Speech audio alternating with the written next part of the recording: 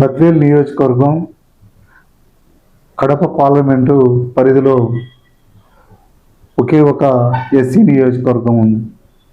ఈ ఎస్సీ నియోజకవర్గంలో 7 మండలాలు ఉన్నాయి.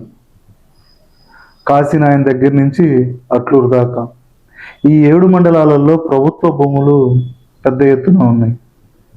ఈ భూములు మొత్తం తెలుగుగా వచ్చిన తర్వాత పారకం లేకొస్తే ఈ ప్రాంతం మరో కోస్తాలాగా మారేటువంటి అవకాశం ఉంది. తెలుగుగా రావటం అభినందించదగ్గ విషయం. భూములు ప్రభుత్వ భూములు ఉండటం కూడా ఆశించదగ్గ విషయం.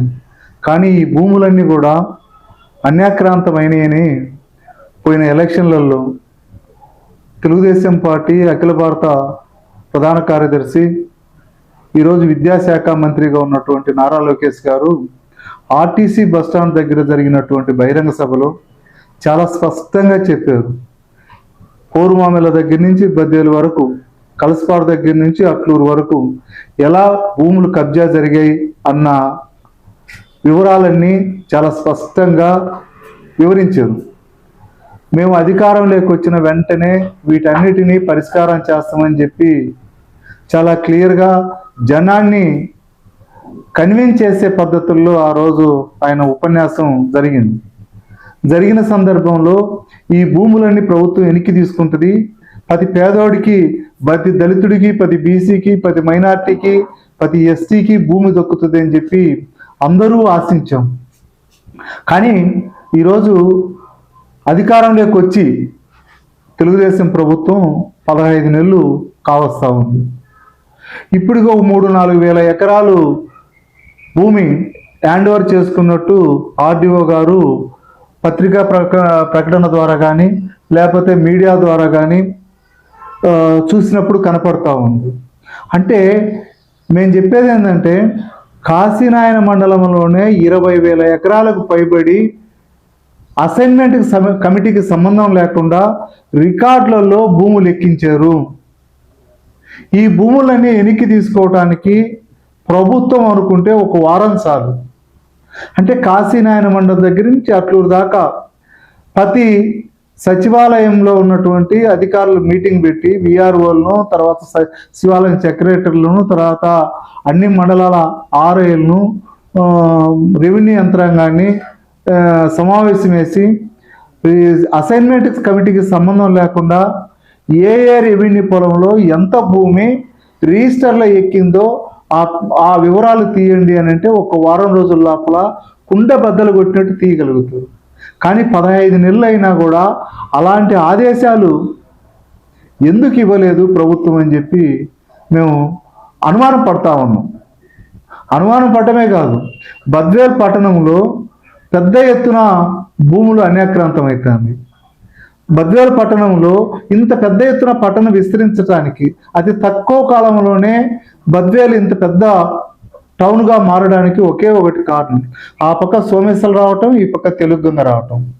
తెలుగుగంగ గ్రామాలన్నీ బద్వేలుకి షిఫ్ట్ కావటం, అటు సోమేశ్వరంలో ఉన్నటువంటి 3 మండలాలు గోపవరం కానీ, అట్లూరు కానీ, ఒంటిమిట్ట కానీ, ఈ 3 మండలాల ప్రజలు, మెజార్టీ ప్రజలు బద్వేలుకి షిఫ్ట్ కావడంతో ప్రభుత్వ భూమి బద్వేల్ టౌన్లో 70% ప్రభుత్వ భూమి.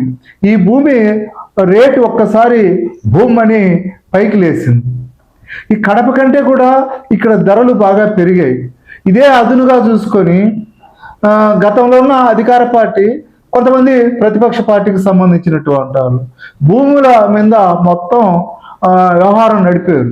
అయితే ఈ వ్యవహారం నడపడంలో రెవెన్యూ వాళ్ళ పాత్ర లేకుండా ఇదంతా ఏం జరగలేదు. రెవెన్యూ వాళ్ళ పాత్ర, కీలకమైన పాత్ర ఉంది. కానీ ఎవరన్నా అప్పుడప్పుడు ఈ కబ్జాకారులు లేకపోతే ట్యాంపరింగ్ చేసే వాళ్ళు దొరికినప్పుడు వాళ్ళ పేర్లు ఇస్తే ఏ పేరు వాడుకోవాలా, ఏ పేరు వాడుకోకూడదు అనేటువంటి క్యాల్కులేషన్ తోటి చూపుతున్నారు తప్ప వీళ్ళు ఇచ్చినటువంటి భూములు ఏవి అనేటువంటి పద్ధతుల్లో వాళ్ళు జోలికి పోవటం లేదు. ఉదాహరణకు బద్వేల్ పట్టణంలో ఎన్జిఓ కాలనీలో 22 ప్లాట్లు రోడ్లను ఆక్రమించి వేసారు. మేము మే 2వ తేదీన గౌరవ తహసీల్దార్ గారు తిరుమలవన్ రెడ్డి గారికి రిటర్న్ పూర్వకంగా పలాని రోడ్డును ఈ ప్లాట్లుగా ఆక్రమించారు, వీటిను డెమాలిష్ చేసి రోడ్లుగా నమోదు చేయాలి అని చెప్పి తిరుమలవన్ రెడ్డి గారికి ఇచ్చాం. ఇస్తే మేము ప్రయత్నం చేస్తాను అని మే 2వ తేదీన చెప్పారు. ఇప్పటి వరకు వాటిని విజిట్ చేశారా లేదా మాకు ఎలాంటి సమాచారం ఈరోజు వరకు లేదు.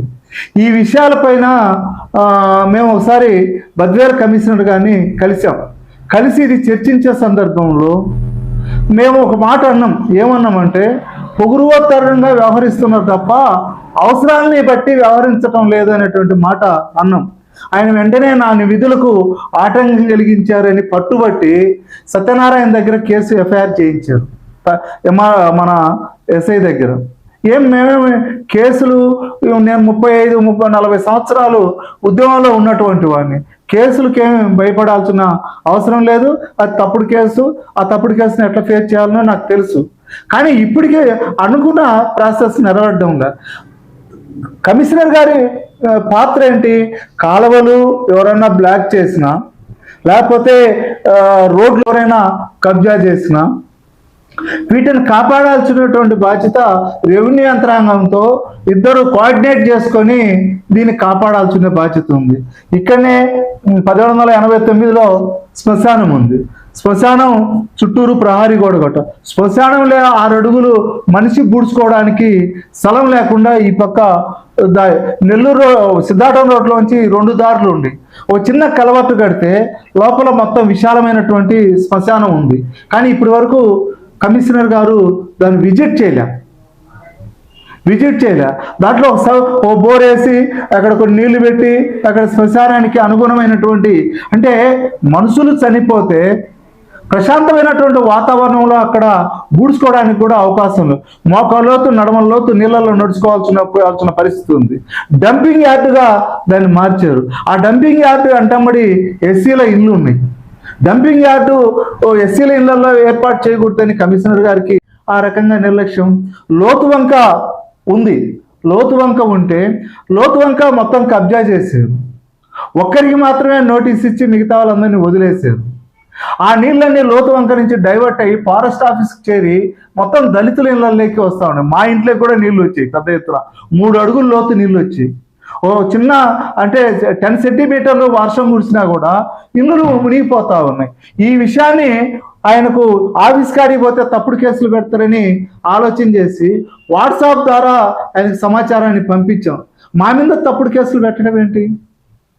కన్విన్స్ చేయాలి. మీరు ప్రభుత్వ ఉద్యోగి, మేము పబ్లిక్, మమ్మల్ని కన్విన్స్ చేయాలి. తప్పుడు కేసులు పెట్టడం ఏంటి? ప్రభుత్వ ఆస్తులు కాపాడాల్సిన మీరు ప్రభుత్వ ఆస్తులు పోతాడాయని మేము చెప్పడానికి పోతే మీరు ఇరిటేట్ కావడం ఏంటి? ఈ మధ్య సాకల కులానికి సంబంధించిన సాకల వాళ్ళు సుందరాయ నగర్లో ఇల్లు కట్టుకొని ఒక ఇటుకల దిమ్మలతో కట్టుకుంటే పదిలో తీసేయమని చెప్పి పదే తిరుమలవన్ రెడ్డి ప్రెజర్ పెడతా ఉన్నాడు. అన్ని టీవీలలో వచ్చింది, పత్రికలలో వచ్చింది. వాళ్ళ మీద కేసు, అంటే మా ఆఫీస్ దగ్గరికి వచ్చి విధులను, అంటే వాళ్ళ ఇల్లు బాలకొడతారంటే పోయి అడగరా? ఎవరిని అడగాలి? మండల మేజిస్ట్రేట్గా మిమ్మల్ని అడగక ఇంకెవరిని అడుగుతారు? మండల మేజిస్ట్రేట్ అనేటువంటి వ్యక్తి ఎంత ఓపికగా ప్రజలతోటి సమాధానం చెప్పాలి. రెండోది, గుంతపల్లె రెవెన్యూ పొలంలో 531 సర్వే నెంబర్లో ఒక ఫేక్ రిజిస్ట్రేషన్ తీసుకొస్తే మున్సిపాలిటీ వాళ్ళు సహకరించి గోడ కట్టుకోవడానికి అనుమతి ఇచ్చారు. దాని పక్కనే ఉన్నటువంటి 631/1 సర్వే నెంబర్లో అక్కడ బంకపాలెంకు మాదిగలకు సంబంధించినటువంటి శ్మశానాన్ని అక్కడ వెంచర్లో కలుపుకుంటా ఉంటే చూస్తూ ఊరుకున్నారు. అక్కడ వెంచర్ వేస్తూ ఉంటే ఆ వెంచర్ కూడా మనకు తెలియని పరిస్థితి. ఆ ఏరియా సచివాలయం ఉద్యోగస్తులు ఏం చేస్తున్నారు అంటే, అధికారులు తప్పులు చేస్తే వాళ్ళ మీద కంప్లైంట్ చేస్తే కక్ష సాధింపులు. రేపు నా మీద కక్ష సాధింపు చేసినా కూడా ఓకే చేసుకోండి, అభ్యంతరం లేదు. కానీ ఈ దళిత నియోజకవర్గంలో దళితులను, బలహీన వర్గాలను, మైనార్టీలను భయంకరంగా వేధిస్తా ఉన్నారు. ఈ 15 నెలల కాలంలో వీరారెడ్డి బతికున్నప్పుడు వెన్నుముక్కలాగా ఈ జాతుల ఎండమ్మడి ఉండేవాడు, ఆ రకంగా కాపాడేవాడు. ఆ రకంగా అన్నిసార్లు ఆయన ఎమ్మెల్యే కావటానికి, అన్నిసార్లు మంత్రి కావటానికి బలహీన వర్గాలు, దళితులు, ఎస్టీలు, మైనార్టీలు కారణం తప్ప మరొకరు కాదు. ఇది తెలుగుదేశం ఈ ఏరియా ఇన్ఛార్జి కూడా ఆలోచించాలి. మేము సౌమ్యంగా విజ్ఞప్తి చేస్తా ఉన్నాం. రాబోయేటువంటి మున్సిపల్ ఎలక్షన్లలో కానీ లేకపోతే స్థానిక సంస్థల ఎలక్షన్లో కానీ ఇదంతా రిఫ్లెక్ట్ కాకుండా ఈ అధికారులు మేము ఏం చేయాలి, ఎట్లా చేయాలి అనేటువంటిది ఎంక్వైరీ జరుపుకొని సరైన నిర్ణయం రితీష్ రెడ్డి గారు ఈ విషయం పైనే ఈ నెల 19వ తేదీన కడప హెడ్ క్వార్టర్లో అన్ని దళిత సంఘాలు, బీసీ సంఘాలు, ప్రజా సంఘాలు, తర్వాత రాజకీయ పార్టీలు రౌండ్ టేబుల్ సమావేశం నిర్వహించుకొని తదుపరి కార్యాచరణను రూపొందిస్తూ ఉన్నారు. బద్వేల్ నియోజకవర్గంలో ఉన్నటువంటి మిగతా నియోజకవర్గంలో ఉన్నటువంటి అన్ని ప్రజా సంఘాల నాయకులు కూడా ఆ సమావేశంలో పాల్గొనాలని చెప్పి మనసారా వాళ్ళందరినీ ఆహ్వానిస్తా ఉన్నాం. ఈ కార్యక్రమం ప్రజా సంఘాల ఐక్యవేదిక తరపున జరుగుతున్నది. అందరికి కూడా మనస్ఫూర్తిగా పలుకుతా ఉన్నాం. నా పేరు J V Ramana, Rayalaseema SC ST human rights welfare forum president. ఈ రోజున ప్రజా సంఘాల ఆధ్వర్యంలో మరి బద్వేలు ఎస్సీ నియోజకవర్గము పేరుకి ఎస్సీ నియోజకవర్గం పెత్తందారులది భోజ్యం అని అన్నట్టు మరి అక్కడ ఎస్సీ నియోజకవర్గంలో పూర్తిగా ఎస్సీలకి ఏ విధమైనటువంటి భూమి వాళ్ళ చేతుల్లో ఉండకూడదనేటువంటి దురుద్దేశంతో మరి అక్కడ కుట్ర జరుగుతూ ఉందనేటువంటిది కూడా తేటతెల్లు అవుతూ ఉంది. ఇందాక సోదరులు చెప్పినట్టు మరి ఈ రోజున ఎస్సీ నియోజకవర్గం ఉండేటువంటి బద్వేలు హెడ్ క్వార్టర్లో మరి పంచాయతీ విభాగానికి సంబంధించి కమిషనరు మరి అలాగే దానికి సంబంధించిన చైర్మన్ ఇద్దరు ఒకే ఫ్యామిలీకి సంబంధించినటువంటి వ్యక్తులుగా ఉండటము అది నిజంగా రాజ్యాంగ విరుద్ధము. ఎందుకంటే ఇప్పుడు అన్నీ కూడా వాళ్ళ సొంత నిర్ణయాల ప్రకారము అక్కడ దోపిడీలు జరగడానికి కూడా అవకాశం ఉంది. అవి జరుగుతూ ఉన్నాయి. మరి ఈ క్రమంలో మరి బద్వేలు నియోజకవర్గంలో షెడ్యూల్ క్యాస్ట్లకు సంబంధించి ఒకవైపు సెంచరీ ఫ్యాక్టరీ వచ్చేసి దాని ద్వారా వందలాది ఎకరాల భూములు గురి అయితే, రెండోది వచ్చేసి కలివికోడ్ అని చెప్పేసి కలివికోడ్కి సంబంధించి దాదాపు 1800 ఎకరాల భూములు అన్యాక్రాంతం అయితే అరాకొరగా మిగిలి ఉండేటువంటి భూములన్నీ కూడా మరి ఈ రోజున అన్యాక్రాంతం అవుతా అంటే రెవెన్యూ యంత్రాంగం చూస్తూ ఊరుకోవటం సరైనది కాదు.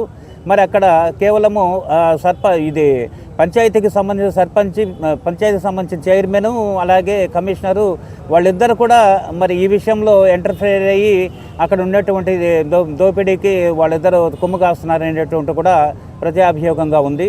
మరి ఈ రోజున అక్కడ ఎన్జిఓస్కు సంబంధించినటువంటి ఫ్లాట్స్ ఇస్తే ఆ ఫ్లాట్స్కి సంబంధించినటువంటి ప్రధాన రోడ్లు అయితే ఉన్నాయో రోడ్లను ఆక్రమించేసేసి వాళ్ళు బిల్డింగులు నిర్మాణం చేస్తూ ఉంటే మరి అక్కడ ఈ టౌన్ ప్లానింగ్ సంబంధించినటువంటి విభాగం పనిచేస్తూ ఉందా లేదా అనేటువంటిది కూడా అర్థం కావట్లేదు.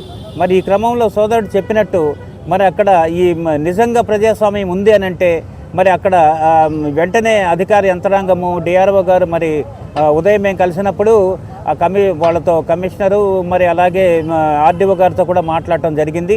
మరి వెంటనే దానిపైన చర్యలు తీసుకొని మరి ఏదైతే మా ప్రభుత్వానికి సంబంధించినటువంటి భూములు ప్రభుత్వం హ్యాండ్ ఓవర్ చేసుకొని ప్రజలకు సంబంధించి ఇచ్చిన భూములు కూడా దురాక్రమణకు గురి కాకుండా ఉండేట్లు చూసి అలాగే చాకలి సామాజిక వర్గానికి చెందినటువంటి ఆ మహిళకు జరిగిన అన్యాయం పైన వెంటనే చర్యలు తీసుకోకపోతే ప్రజా సంఘాల ఆధ్వర్యంలో అక్కడ భారీ ఎత్తున కార్యక్రమం తలపెట్టడం జరిగింది. కాబట్టి వెంటనే అధికారులు స్పందించి చర్యలు తీసుకోవాలని Rayalaseema SC ST human rights welfare forum మరియు అన్ని ప్రజా సంఘాల తరఫున కోరటం జరిగింది.